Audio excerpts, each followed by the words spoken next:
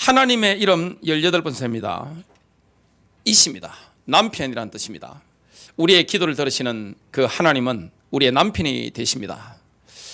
그래서 이 남편, 아내 관계인데요, 저와 여러분은 하나님의 신부입니다. 아내입니다. 그 우리 하나님은 우리의 남편이 되시는 겁니다. 그 하나님의 그 사랑이 얼마나 큰지 오늘 저와 여러분 말씀 들으면서 깊이 깨닫고 누리고 하시게 될 겁니다. 하나님은 얼마나 큰 은혜를 주십니까? 우리와 완벽한 원네스를 누리게 됩니다. 우리가 하나님과 원네스를 누리게 됩니다. 친밀함을 누리게 되는 거죠. 이 세상에 부부관계보다 더 친밀한 게 없습니다. 완벽한 일체감을 누리는 것입니다. 하나님과의 관계 속에서 저와 여러분이 뭘 누리게 됩니까? 하나님과의 완벽한 일체감, 하나됨, 하나님과 완벽한 원네스, 이걸 누리게 됩니다. 그래서 하나님과 우리 사이가 깊어지면, 이 부부의 실제적인 비밀을 누리게 되면 비밀이라는 게 전혀 없잖아요. 완벽한 오픈된 상태, 그 비밀을 저와 여러분이 누리게 됩니다. 하나님은 하나님 백성을 너무나 사랑하시는 남편입니다. 그리고 하나님 우리 남편이시기 때문에 완벽하게 저와 여러분을 보호해 주시는 것입니다. 하나님은 우리의 남편이시기 때문에 우리의 모든 필요를, 의식주 문제, 그리고 이 땅에 살아갈 문제, 모든 것들을 완벽하게 책임져 주시는 것을 보게 됩니다. 공급하시는 하나님. 이 세상에는 연약한 남편이 많습니다만 하나님은 완벽한 남편이십니다. 그 주님은 우리를 지극히 사랑합니다. 남편이 아내를 완벽하게 사랑합니다. 하나님은 우리에게 완벽하게 모든 것을 공급해 주십니다. 하나님은 우리에게 신뢰를 주시는 것을 우리는 말씀을 통해 알 수가 있습니다. 오늘 첫 번째입니다. 하나님은 우리의 신실한 남편이 되십니다. 하나님은 하나님의 신부에게 한없는 사랑을 베풀어 주십니다. 하나님은 남편이시기 때문에 남편이 하는 일이 뭡니까? 아내에게 사랑을 베푸는 거잖아요. 이상적인 남편은 아내에게 사랑을 베풉니다. 그리고 아내를 완벽하게 보호합니다. 필요한 모든 것들을 뭐합니까? 공급해 주시는 것입니다. 전혀 부족함이 없습니다. 오늘 저와 여러분이 하나님과의 관계를 제대로 누리게 되면 하나님의 사랑을 깊이 누리게 됩니다. 그리고 하나님의 완벽한 보호하심을 경험하게 됩니다. 하나님께서 우리의 모든 것을 완벽하게 공급하시는구나, 이런 것들을 저와 여러분이 경험하게 되어 있습니다. 이상적인 아내의 역할이 뭡니까? 어떤 반응을 하는 겁니까? 감사한 겁니다. 하나님께서 이렇게 사랑해 주시네요. 하나님이 이렇게 우리를 보호해 주시네요. 하나님이 이렇게 나에게 모든 필요한 것들을, 내 의식주 문제라든지 생존의 문제라든지 내가 구하지 못한 것까지 이렇게 하나님께서 공급해 주시네요. 뭐합니까? 감사하고 기뻐하는 겁니다. 이게 이상적인 부부 관계입니다. 그 하나님과 우리와의 관계가 언제 그걸 누렸습니까? 에덴 동산입니다. 아담과 하와가 그 비밀을 에덴 동산에 깊이 누리게 되었습니다. 구원받은 성도의 정체성이 뭡니까? 저와 이름은 누굽니까? 하나님의 신부입니다. 엄청난 위치에 저와 여러분이 가 있습니다. 우리가 아무리 신실치 못해도 하나님은 우리와 이혼하는 것을 절대 원치 않습니다. 하나님은 신부와 아내와 이혼하는 것만큼은 절대 원하지 않습니다. 하나님은 절대 이스라엘을 포기하지 않습니다. 자신의 아내를 포기하지 않습니다. 그래서 하나님은 신랑이시고 이스라엘은 신부입니다. 예수 그리스도는 성경에 보니까 신랑이시고 그리스도의 몸된 교회는 그의 신부인 것을 말씀을 통해 알 수 있습니다. 예레미야 3장 14절과 20절입니다. 오 타락한 자식들아 돌이키라. 주가 말하노라. 이는 내가 너희에게 장가들었습니다. 하나님은 이스라엘에게 장가든 남편이 되십니다. 이스라엘은 끊임없이 하나님과의 관계를 스스로 파괴했는데 하나님은 끊임없이 이스라엘 백성들을 찾아오시는 겁니다. 내가 너희에게서 성읍 중 하나와 족속들 중 둘을 취하여 너희를 시온으로 데려오리라. 회복에 대한 말씀을 하는 거죠. 20절입니다. 오 이스라엘 집아, 실로 아내가 자기 남편을 패역함으로 떠남같이 너희도 나를 패역함으로 대도다. 주가 말하노라. 하나님은 끊임없는 사랑을 베푸시는데, 끊임없는 보호를 하셨는데, 아낌없이 모든 것을 공급해 주시는데, 신부된 이스라엘은 끊임없이 패역한 아내처럼 하나님을 떠나갔습니다. 호세아 2장 16절과 19절부터 20절입니다. 주가 말하노라. 그날이 이르리니 너는 나를 이시라 부르고 내 남편이라 부르고 다시는 나를 바알리라 부르지 아니하리라. 또 내가 너를 내게 영원히 정언시키리니 정녕 내가 너를 의와 공의와 자유와 자비들로 내게 정언시키리라. 내가 신실함으로 너를 내게 정언시킬 것이니 내가 주를 알게 되리라. 하나님의 사랑은 끝이 없습니다. 이 땅의 남편들은 신실하지 못한 남편이 많습니다만은 하나님은 신실한 남편이기 때문에 그 하나님의 사랑은 끝이 없습니다. 그 하나님의 사랑을 퍼포먼스로 보여준 인물이 있습니다. 그게 구약 선지자 중에서는 호세아 선지자입니다. 구약에 나오는 선지자들은 군대로 친다면 특수부대 요원과 같습니다. 명령에 그냥 오다가 내려지면 그냥 목숨 걸고 적진에 들어가서 이 임무를 불가능한 미션을 성취하는 그런 특전사와 같습니다. 하나님께서 이 호세아 선지자에게 뭐라고 말씀했습니까? 창녀에게 장가를 들으라. 이렇게 메시지를 주신 겁니다. 여러분, 창녀인 걸 알면서 어떤 사람이 그 사람을 아내로 데려오겠습니까? 그런데 하나님께서 뭐라고 하셨습니까? 창녀에게 장가가라. 데려오라. 그 창녀를 데려와서 결혼을 했는데 그 여자 이름이 뭡니까? 고멜입니다. 그 고멜은 호세아를 통해서 첫째 아들을 놓고 둘째 셋째를 낳게 되는데 둘째 셋째는 호세아의 자식이 아닙니다. 씨가 다른 씨입니다. 완전히 타락한 겁니다. 결혼하기 전에는 고멜이 창녀였고 결혼한 이후에는 가늠한 여자였습니다. 결국 이 호세아가 내쫓지 않았는데도 고멜이 스스로 또 자기가 사랑하는 음욕에 불타는 정부와 함께 도망을 갔습니다. 하나님 뭐라고 하셨습니까? 데려오라.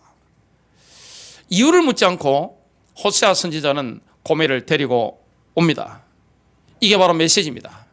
하나님의 메시지입니다. 이스라엘을 향한 하나님의 그 사랑, 하나님의 신부인 이스라엘을 향한 그 사랑을 보여준 게 뭡니까? 호세아의 삶이었습니다.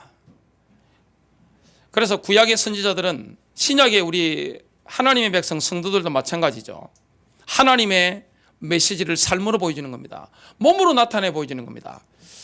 모든 사람들은 호세아 선지자의 삶을 보면서 하나님의 사랑이 바로 저런 것이구나, 이 메시지를 붙잡게 됩니다. 하나님은 절대 이혼하는 걸 원하지 않습니다. 하나님은 회복하기를 원하는 것입니다.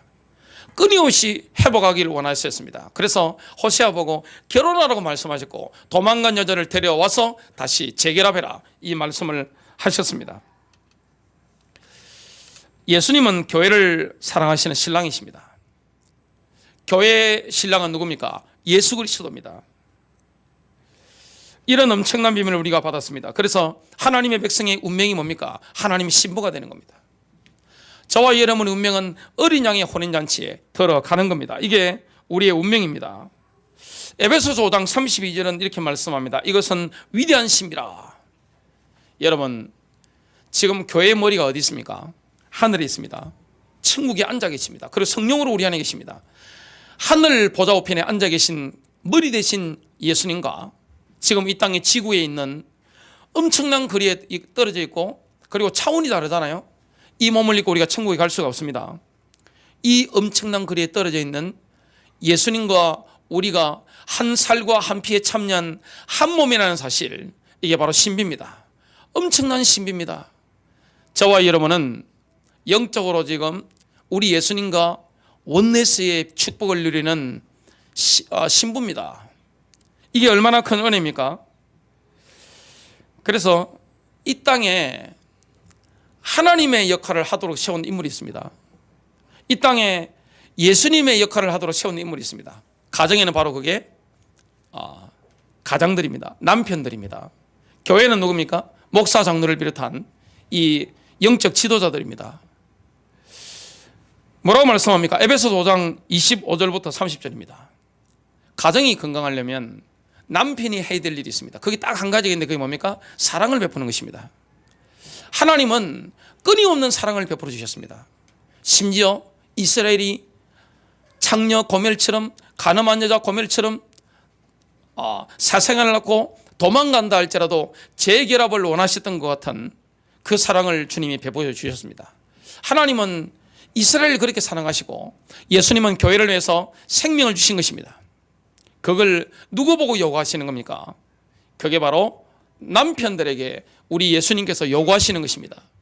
남편들아, 너희는 자기 아내를 사랑하되 그리스도께서 교회를 사랑하셔서 교회를 위하여 자신을 주신 것 같이 하라. 가정에 문제가 오는 것은 남자들이 아내를 사랑을 베풀지 못해서 그렇습니다. 다른 문제가 아닙니다. 가정이 바로 세워지려면 남자들이 뭐 해야 됩니까? 아내를 자기 몸과 같이 사랑하는 겁니다. 28절은 이렇게 말씀합니다.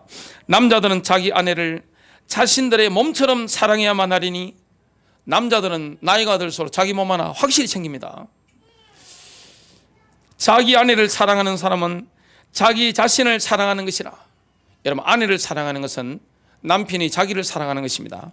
아내를 미워하는 것은 남편이 자기를 미워하는 것입니다. 아내를 습하게 하는 것은 남편이 자기를 습하게 하는 것입니다. 그래서 이 하나님의 모습을 가장 잘 보여줄 수 있는 게 뭡니까? 가정의 남편들입니다. 남편이 아내를 한없이 사랑하는 겁니다. 끊임없이 사랑하는 겁니다. 사랑을 베푸는 겁니다. 사랑하면 당연히 물질도 나가게 되죠. 아내는 뭐 하는 것입니까? 그 사랑에 반응하는데 기쁨과 감사합니다. 야, 남편이 나를 사랑하는구나. 정말 기쁨이 넘치는 거고 정말 감사가 넘치는 것입니다. 이게 언제 파괴됐습니까? 창세기 3장 이후에 이게 파괴된 겁니다. 제가 혼인의 퍼니시 스토리를 만들어 보니까 이 많이 본 게 있더라고요. 그 유튜브에 떴는데 많이 본 게 뭐냐면 부부는 전생의 원수였다. 이걸 많이 보셨어요. 우리 교인들이 본 게 아닙니다. 사람들에게 관심이 많은 겁니다. 부부는 전생의 원수였다. 오죽하면 전생의 원수였다고 말을 하겠습니까? 어떤 분들은 자식이 전생의 원수였다 그 말을 합니다. 이 불신자들이 하나님 믿지 않는 사람들이 쓰는 거잖아요. 부부는 전생의 원수가 아닙니다. 그건 창세기 3장 타락 이후에 인간은 나밖에 모르니까 남을 배려할 수 없는 겁니다. 사랑을 할 수가 없는 것입니다. 사랑이 뭔지 모르는 겁니다. 그래서 가장 가정의 큰 문제가 뭡니까? 이 남편들이 사랑할 줄 모르는 겁니다. 자기를 사랑할 줄 모르고 자기를 긍휼히 여길 줄 모르고 아내를 사랑할 줄 모르는 겁니다. 그래서 가정에는 모든 문제가 다 들어오는 겁니다. 에베소서 5장 29절입니다. 사람마다 항상 자기 육신을 미워하지 않고 오히려 육성하고 아끼기를. 남자들이 자기 몸을 얼마나 아낍니까? 제가 산에 가보면 남자분들이 도시락 싸들고 몸 챙기고 있습니다. 엄청 놀랍니다. 이 남자분들이 자기 몸을 얼마나 챙기는지 모릅니다. 오히려 육성하고 아끼기를 주께서 교회에게 하심같이 하나니. 목사가 해야 될 일이 뭘까요? 그리고 목사 장로, 교회 직분자들이 해야 될 일이 뭘까요? 성도를 사랑하는 겁니다. 제가 이번에 은행과 거래하면서 헌법에 대해서 다시 한번 보게 됐습니다.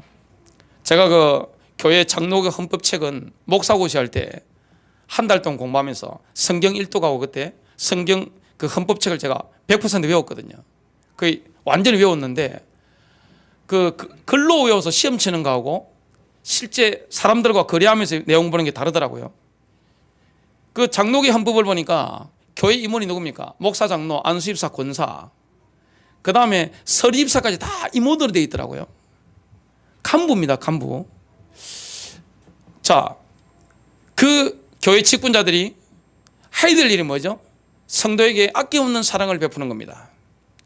남편들이 집에서 해야 될 일이 뭡니까? 아내를 자기 몸처럼 사랑하고 아끼는 것입니다. 이게 안 되기 때문에 가정에 모든 문제가 다 생겨나는 겁니다. 이는 우리가 그의 몸과 그의 살과 그의 뼈의 지체임이라. 이게 신비입니다. 주님과 한 몸이 됐고 한 살과 한 뼈에 우리가 참여하게 되었습니다. 완벽한 원네스를 누리고 있단 말이죠. 교회를 주님은 생명처럼 사랑하십니다. 교회를 아껴 주십니다. 우리 예수님께서는 저와 여러분을 지극히 아끼고 사랑하시고 보호하시고 우리의 모든 필요를 채워주신 줄로 믿습니다. 두 번째입니다. 그 때문에 하나님께서는 우리와 같이 연약한 인생을 위해서 기꺼이 질투하십니다. 그래서 우리가 우상에게 마음이 뺏기면, 우리가 눈에 보이지 않는 우상, 눈에 보이는 우상에게 마음이 뺏기면 우리 주님께서는 질투하는 것입니다. 하나님의 사랑은 어떤 사랑입니까? 불타는 사랑입니다. 하나님의 마음은 사랑으로 열정이 넘칩니다. 여러분, 사랑은 뭡니까? 독점입니다. 남편과 아내의 사랑은 독점입니다. 그 누구도 끼어들 수 없는 것입니다. 예수님과 교회 간의 관계에는 뭡니까? 불타는 사랑의 관계이기 때문에 다른 게 끼어들 수가 없는 것입니다. 하나님과 이스라엘의 관계, 하나님과 저와 여러분의 관계는 뭡니까? 불타는 사랑의 관계이기 때문에 독점의 관계입니다. 눈을 돌리면 안 돼요. 마음이 뺏기면 안 되는 것입니다. 주님은 우리의 뭘 원하십니까? 우리의 마음을 원하십니다. 주님은 우리의 생명을 원하십니다.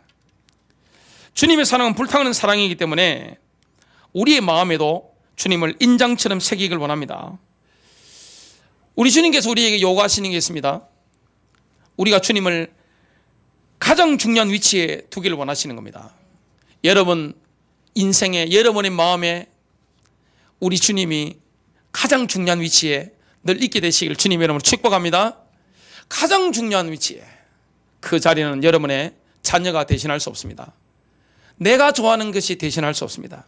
내 마음의 1순위가 뭐가 되어야 됩니까? 예수 그리스도가 되는 겁니다. 하나님께서는 우리와 친밀한 관계를 갖기를 원하십니다. 부부의 특징이 뭡니까? 친밀함이잖아요. 한 방을 쓰고 한 이불 속에 자는 게 뭡니까? 바로 부부입니다. 하나님은 우리의 신랑이 되시는 겁니다. 그래서 우리의 마음과 우리의 눈이 오직 주님만 바라보기를 원하는 것입니다. 하나님은 우리에게 아낌없는 사랑을 베푸셨습니다. 하나님은 저와 여러분을 섭하게 대하신 적이 한 번도 없는 줄로 믿습니다. 하나님은 저와 여러분에게 모든 보호를 다 제공하신 줄로 믿습니다. 하나님은 우리에게 모든 필요를 채워주시는 줄로 믿습니다. 공급하시잖아요. 하나님은 딴 데 눈을 돌리신 적이 없습니다. 예수님께서는 교회를 사랑하셔서 교회를 집중적으로 바라보시고 피로 값주고 사신 성도를 너무나 중요하게 바라보십니다. 그러면 주님은 우리에게 요구하시는 게 뭡니까? 내가 너에게 불타는 사랑을 준 것처럼 너도 나에게 그 마음을 달라. 너의 마음에 나를 두라. 이걸 원하시는 겁니다. 아가서 8장 6절부터 7절에 나옵니다. 내 마음의 인장처럼, 내 발 위에 인장처럼 나를 새기라. 사랑은 죽음처럼 강하고 질투는 엄부처럼 잔인하니 그곳에 숯은 불타는 숯, 곧 심히 맹렬한 불길을 가진 것이라. 많은 물들로도 사랑을 끌 수 없으며 그 물들로도 잠기게 할 수 없나니 사람이 그의 집에 모든 재산을 주어 사랑과 바꾸려 한다면 그 일은 완전히 멸시를 받으리라. 사랑하는 사람이 죽으면 집에 있는 물건, 기중품이 무슨 소용이 있습니까? 아무 필요 없는 겁니다. 그 때문에 하나님께서 우리를 향해 질투하는 건 당연한 겁니다. 주님은 저와 여러분을 향한 불타는 사랑을 가지고 계십니다. 만일 우리가 마음을 딴 데 돌리게 되면, 우리의 눈을 딴 데 돌리게 되면 내 우선순위가 하나님이 아니고 예수 그리스도 아니고 딴 데 가게 되면 어떻게 됩니까? 질투하는 것입니다. 당연한 겁니다. 그건 편협한 게 아닙니다. 하나님이 편협하게 보십니까? 여러분, 불타는 사랑을 가진 청춘 남녀들 보시기 바랍니다. 끼어들면 어떻게 되죠? 사람을 죽일 수도 있습니다. 세상에 가장 무서운 게 뭡니까? 치정살인입니다. 얼마나 무서운지 모릅니다. 사랑은 편협한 게 아닙니다. 하나님은 뜨거운 사랑, 불타는 사랑을 가지고 계시기 때문에 우리를 향해서도 동일한 걸 요구하시는 겁니다. 마음속에 예수 그리스도를 두기를 원하는 겁니다. 내 마음속에 오직 하나님을 두기를 원하는 겁니다. 저와 여러분의 그 은혜가 있게 되시길 바랍니다. 근데 원수 마귀는요, 이 하나님과 우리와의 관계를 파괴하기를 원합니다. 원수가 역사하는 겁니다.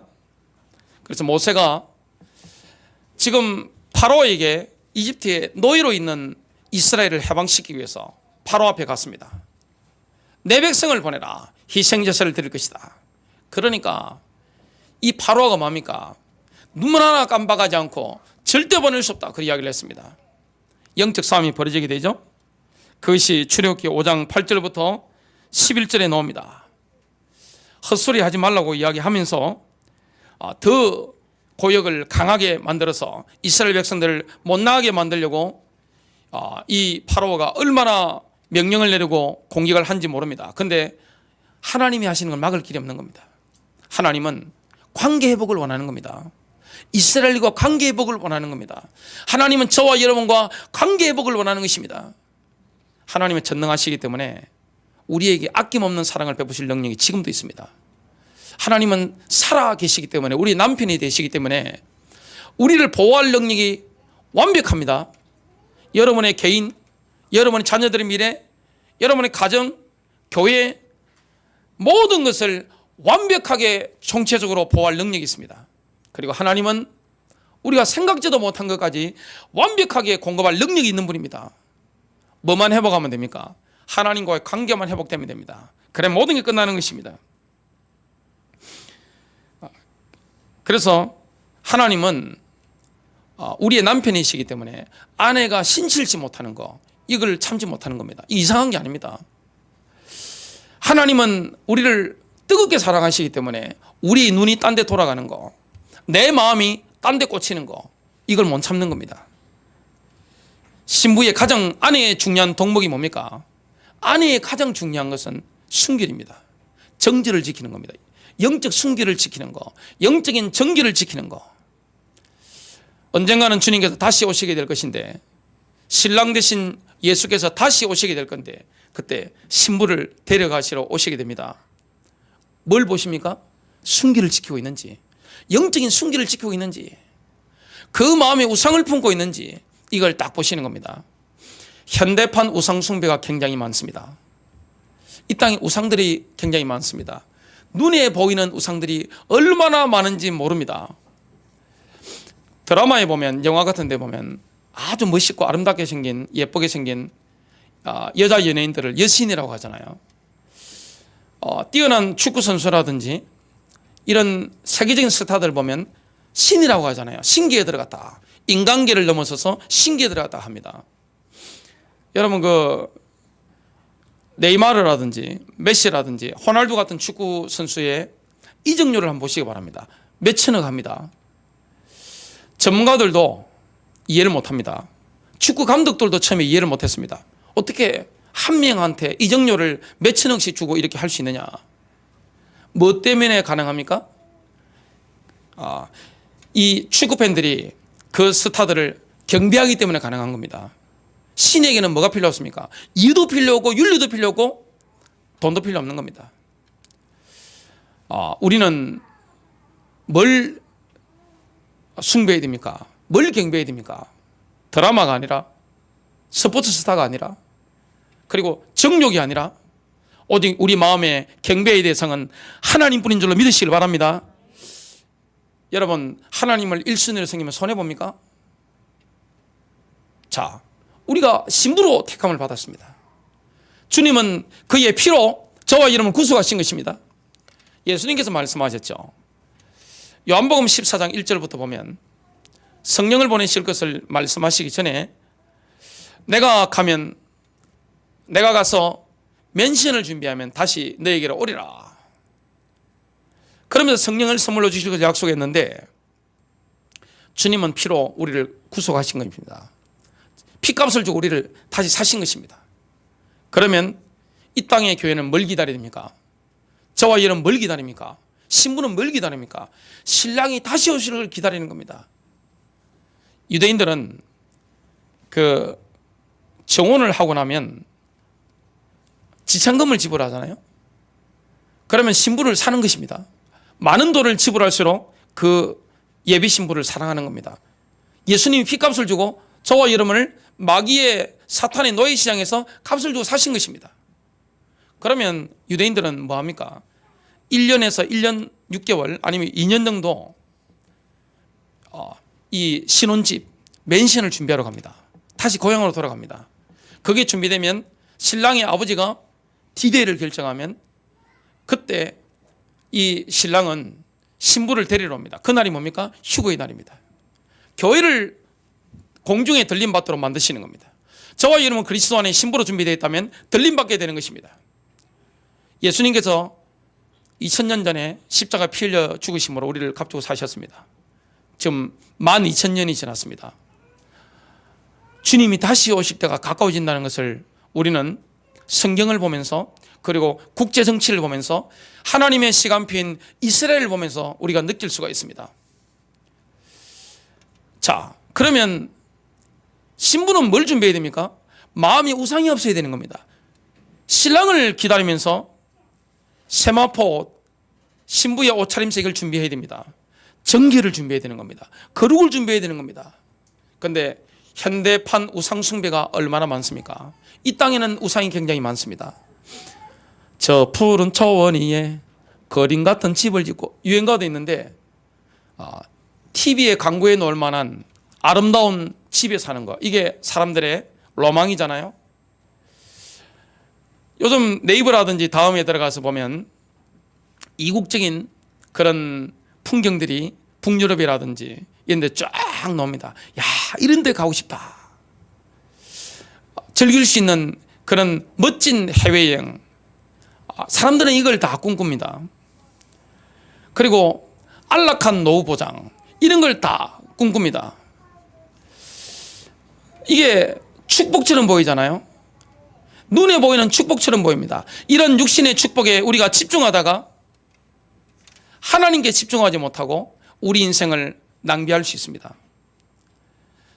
그래서 우리의 마음의 1순위가 누구냐? 여러분, 하나님이십니까? 예수 그리스도가 맞으십니까? 여러분이 어디에 나의 자산을 쓰고 있는지 점검해 보면 내 1순위가 뭔지 정확하게 알 수 있습니다. 우리에게 가장 중요한 자산이 뭐죠? 시간, 그 다음에 돈, 나의 재능, 이걸 내가 어디에 쓰고 있는가, 이걸 보면 내가 지금 어디에 투자하고 있는지 정확하게 알 수 있습니다. 여러분의 물질을 어디에 쓰고 있습니까? 여러분의 시간을 어디에 사용하고 있습니까? 하나님이신 재능을 가지고 여러분은 뭘 하고 계십니까? 이 땅의 인생은 잠깐 있다가 사라집니다. 우리는 영혼을 주님과 함께 보내게 될 겁니다. 주님과 결혼했기 때문에 주님이 우리를 데리러 오시면, 우리가 들림받게 되면 영혼 가운데 함께하게 될 겁니다. 그만큼 저와 여러분은 하나님께 소중한 사람들입니다. 그래서 우리가 하나님께 정말로 헌신했다면 하나님을 1순위로 놓고 그분을 마음에 늘 가장 존귀한 곳에 두고 마음의 인장처럼 딱 두고 그분을 섬기게 되면 어떻게 됩니까? 그 축복은 출애굽기 20장 6절에 보니까 우리 당대뿐만 아닙니다. 우리의 후대 수천 대까지 하나님의 은혜를 받게 되어 있습니다. 출애굽기 34장 14절에 너는 다른 신을 경배하지 말지니 그 이름이 질투하는 하나님이니라. 하나님은 질투하는 하나님. 여러분 엘칸나를 아시잖아요. 질투하는 하나님. 출애굽기 20장 5절에 보니까 이렇게 말씀합니다. 또 너는 그것들에게 절하지 말고 그것들을 섬기지 말지니라. 이는 나 주 너희 하나님은 질투하는 하나님이니 나를 미워하는 자들의 3세대까지 그 조상들의 죄악을 그 자손들에게 미치게 하고. 남편이 사랑하는 아내를 위해서 질투하는 것은 당연한 겁니다. 왜냐? 사랑은 독점이거든요. 누가 끼어들 수 없는 것입니다. 하나님과 우리 사이에 누가 끼어들 수 없는 것입니다. 이스라엘과 하나님 사이에 이집트의 파라오가 딱 끼어드니까 어떻게 됩니까? 하나님 멸망시켜 버리는 것입니다. 그 피로 말미암아. 세 번째입니다. 우리를 사랑하시는 하나님께서는 완벽한 회복을 계획하셨습니다. 에덴 동산에 있던 아담 하와가 범죄했습니다. 창세기 3장이 타락을 했는데 그것은 하나님께 이혼장을 내민 것 같습니다. 이혼 소리를 내민 것 같습니다. 관계가 파괴되어 버린 겁니다. 언약 관계가 파괴된 겁니다. 그렇다고 해서 하나님이 타락한 인생을 포기한 적이 있습니까? 포기하지 않습니다. 하나님이 타락한 인생을 포기하지 않으시고 구속하시고자 하는 그 마음이 누가복음 19장에 나옵니다. 삭개오를 만난 겁니다. 누가복음 19장 1절에 보니까 예수님께서 여리고로 들어가 거기를 지나시더라. 보라, 거기에 삭개오라는 사람이 있었는데 그는 세리들 가운데 우두머리요. 여리고시의 세무서장입니다. 국세청 대빵입니다. 또 부자더라. 얼마나 돈을 모았는지 성경이 부자라고 지금 평가하고 있습니다. 그러니까 사람들은 다 미워하죠. 로마 얍자배로 미워했습니다. 예수님이 지나가신다는 소식을 듣는 삭개오가 예수님을 보고자 했는데 삭개오는 안타깝게도 키가 작았습니다. 그래서 돌무화과나무에 올라간 겁니다. 뽕나무에 올라갔는데 그게 매끄럽다고 합니다. 뛰어 올라가지고 겨우 올라탔는데 삭개오가 전혀 예상치 못한 일이 벌어졌습니다. 예수님께서 걸음을 멈추시고 지금 돌무화과나무 위에 매달려 앉아있는 삭개오를 쳐다보시면서 삭개오야 속히 내려오라, 이렇게 말씀했습니다. 오늘 내가 너희 집에서 묵으리라. 사람들이 예수님이 삭개오 집에 들어가니까 일제히 비난했습니다. 그런데 삭개오는 진짜 믿은 겁니다. 여러분, 진짜 믿으면 뭘 보면 알 수 있습니까? 돈을 대하는 태도를 보면 그 사람이 진짜 예수님을 믿는지 안 믿는지 정확하게 알 수 있습니다. 만몬의 영역에 해방받았는지 안 받았는지 그걸 정확하게 알 수 있습니다. 삭개오는 예수님 만나기 전에는 돈에 잡힌 사람이었습니다. 착취를 했다고 볼 수 있죠. 그래서 삭개오가 이렇게 고백합니다. 8절 9절입니다. 삭개오가 서서 주께 이르되 주여 보소서, 내가 내 재물의 절반을 가난한 사람들에게 주겠사오며. 재산이 한 50억 가지고 있다면 20억을 가난한 사람에게 나누겠습니다. 정확하게 고백한 거죠. 만일 내가 거짓 고소하여 어떤 사람에게서 무엇을 빼앗았으면 그에게 4배로 갚겠나이다. 손해배상 400% 하겠습니다. 그 말씀을 들으신 예수님께서 기뻐하셨죠. 그에게 이르시되 그도 아브라함의 자손인즉 이날 구원이 이 집에 이르렀도다. 주님은 이런 마음을 가지고 찾아오시는 겁니다. 주님은 인간을 포기하지 않습니다. 끝까지 찾아오시죠. 언제까지입니까? 예수님이 재림하실 때까지입니다. 교회는 결국 어린 양의 혼인잔치에 참여하게 됩니다. 그때 전 우주가 어린 양의 혼인잔치를 보면서 흥분하게 됩니다. 계시록 19장 7절입니다. 기뻐하고 즐거워하며 그분께 종기를 돌리세. 이는 어린 양의 혼인잔치가 다가왔고 그의 아내도 자신을 예비하였습니다. 어린 양의 혼인잔치 그 타이밍이 다가왔는데 그의 아내 누굽니까? 교회입니다. 교회가 자신을 예비한 겁니다. 저와 여러분이 거룩한 신부로 준비되는 축복이 되시길 바랍니다. 선한 목자 교회가 때묻지 않은 흰 세마포를 입은 그런 거룩한 신부로 준비되어야 될 줄로 믿습니다. 그때가 오면 하나님의 신부인 이스라엘도 회복되게 됩니다. 하나님과의 재결합이 이스라엘에게 일어나게 될 겁니다. 이스라엘이 회복이 돼서 호세아서 2장 14절부터 15절에 말씀하고 있습니다. 그러므로 보라, 내가 그녀를 깨어 광야로 데려가서 그녀를 끌어당겨 그녀를 타일러서 광야로 데리고 가서 그녀에게 위로하여 말하리라. 사랑을 속삭여 주리라. 하나님은 무지막지한 분이 아닙니다. 하나님 얼마나 다정다감하신지 모릅니다.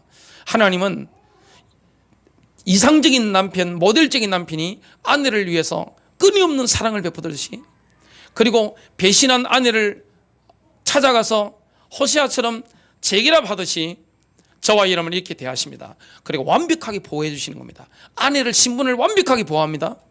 그리고 아내에게 필요한 모든 물질적인 거, 영적인 거, 혼적인 거 전부 다 공급해 주시는 것입니다.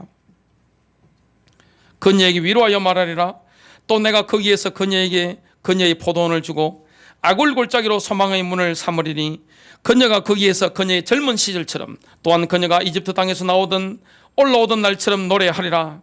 이사야 54장 5절부터 8절입니다. 너를 지으신 분이 내 남편이니 만군의 주가 그의 이름이며 너희의 구속주 이스라엘의 거룩한 분이라. 그가 온 땅의 하나님이라 칭함을 받으리라. 내가 거절당했을 때 주가 버림받고 영안에서 슬퍼하는 여인같이 젊은 아내같이 너를 불렀노라. 내 하나님이 말하노라. 잠시 동안 내가 너를 버렸으나 큰 자비로 내가 너를 모을 것이니라. 적은 진노로 내가 내 얼굴을 내게서 잠시 감추었으나 내가 영원한 인자함으로 내게 자비를 베풀리라. 주 내 구속주가 말하노라. 이사야 62장 4절부터 5절입니다. 내가 더 이상 버리운 자라 칭함받지 아니하겠고 내 땅이 더 이상 황폐한 곳이라 칭함받지 아니하겠으나 너는 헵시바라. 헵시바는 나의 기쁨은 그녀 안에 있다, 이런 뜻입니다. 내 땅은 비울라라 불리리니, 비울라는 결혼한 자라는 뜻입니다. 이는 주가 너를 기뻐하며 내 땅이 혼인하게 될 것입니다. 마치 청년이 처녀와 혼인하듯이 내 아들들이 너와 혼인할 것이요, 마치 신랑이 신부를 기뻐하듯이 내 하나님이 너를 기뻐하리라. 이스라엘의 운명이 뭡니까? 다시는 버림받지 않는 겁니다. 주님은 이스라엘을 회복합니다. 그리고 교회를 데리러 오시는 겁니다. 신부를 데리러 오시는 것입니다. 어린 양의 혼인잔치에 저와 여러분이 참여하게 될 것입니다. 결론입니다. 오직 하나님만이 우리에게 변함없는 사랑을 약속하실 능력을 갖고 있습니다. 우리의 남편이신데 하나님께서 우리에게 변함없는 사랑, 영원한 사랑을 약속하셨잖아요. 저는 결혼 주례를 많이 했는데 남자들이 뭐라 합니까? 좋을 때나 나쁠 때나 머리가 검은 머리가 파뿌리게 될 때까지, 또 부할 때나 가난할 때나, 또 건강할 때나 아플 때나, 죽음이 우리를 갈라놓을 때까지 막 고백하잖아요. 근데 죽는 순간이 끝납니다. 남편이 아내가 서로 사랑하기로, 부부의 관계를 맺기로 서약하더라도 그 관계는 한 사람이 죽어버리면 그냥 사요나라입니다. 영원하지 않습니다. 하나님은 우리에게 변함없는 사랑을 약속을 하시는데 그 사랑을 지킬 만한 능력이 있는 분입니다. 하나님은 끊임없이 우리를 사랑하십니다. 그리고 완벽하게 신부를 보호합니다. 신부에게 필요한 모든 것을 다 채워주시는 것입니다. 어떻게 할 수 있죠? 피값으로 우리 생명을 구속하셨잖아요. 그것이 로마서 8장 38절부터 39절에 나옵니다. 내가 확신하노니 사망이나 생명이나 천사들이나 권세자들이나 현재일이나 장래일이나 능력이나 높음이나 깊음이나 다른 어떤 피조물이라도 우리를 우리 주 그리스도 예수 안에 있는 하나님의 사랑에서 끊을 수 없으리라.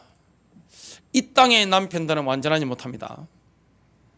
변함없는 사랑이 아닙니다. 인간의 사랑에 오직 변했으면 부부는 전생의 원수였다, 이게 인기가 높겠습니까? 사람들은 너무너무 힘들어합니다. 제가 먼저 산에 가보면 남자들이 도시락 싸들고 걸어다니고 보면 참 안타까울 때가 있습니다. 마음 둘 데가 없으니까 이래저래 돌아다니더라고요. 지나다니면서 보면 남자들이 집에 못 들어가고 이렇게 홀짝홀짝 남자들끼리 모여 앉아가지고 밤새 있다가 늦게 들어가는 걸 제가 다니다 보면 많이 보게 됩니다. 하나님은 그런 남편이 아닙니다. 하나님은 이상적인 남편입니다. 완벽한 남편입니다. 신부를 끊임없이 사랑합니다. 그리고 그 사랑은 영원합니다. 우리를 완벽하게 보호해 주십니다. 우리의 남편 대신 예수 그리스도의 보호는 완전합니다. 천사를 보내시는 것입니다. 그리고 우리의 모든 영혼욕의 필요를, 시간표에 맞는 필요를 하나님이 완벽하게 공급해 주시는 것입니다. 우리의 기도를 들으시는 그 하나님의 이름이 뭡니까? 이십니다. 우리의 남편이십니다. 승리하시길 바랍니다.